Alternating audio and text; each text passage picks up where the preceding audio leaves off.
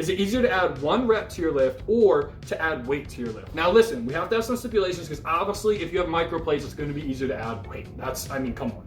But the majority of people don't have access to that. So we're going to go based off the assumption that you have access to 5-pound increment jumps or maybe 10-pound increment jumps. If you're a power lifter, bodybuilder, calisthenics athlete, anybody in the fitness space or likes to work out, drop your opinion on which one you think's easier. The majority of the time, I find it's a lot easier to add 1 rep than it is to add weight. That's my opinion. And the reason why is because if you're honestly trying to do something and you're like the next week trying to add more weight and you successfully do that, you probably could have already did that. So you didn't actually progressive overload. Progressive overload takes freaking time. Like, let me tell you, it takes some time to actually gain that ability. Otherwise, your neuroadaptation is occurring. So you're gaining it because you're like able to do the movement better, or you were just already strong enough to do it. So you didn't actually get any stronger.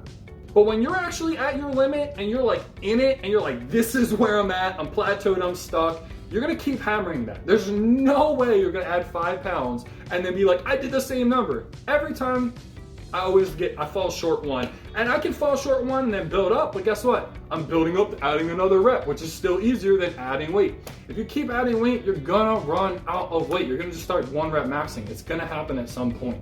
And if you're an elite powerlifter and you don't agree with me, I'm gonna tell you why you probably should agree with me.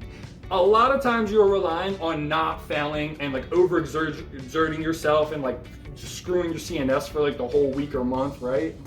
But the thing is you're gonna be doing your, let's say, 5 reps. And you're like 5 reps a deadlift and 5, right?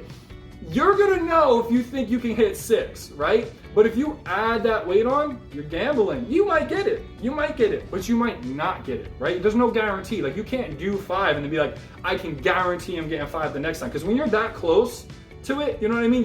Sometimes you're gonna fall short. You might get stuck with it. And now you're risking either not hitting the number, falling short, or overexerting yourself, right? Because you failed.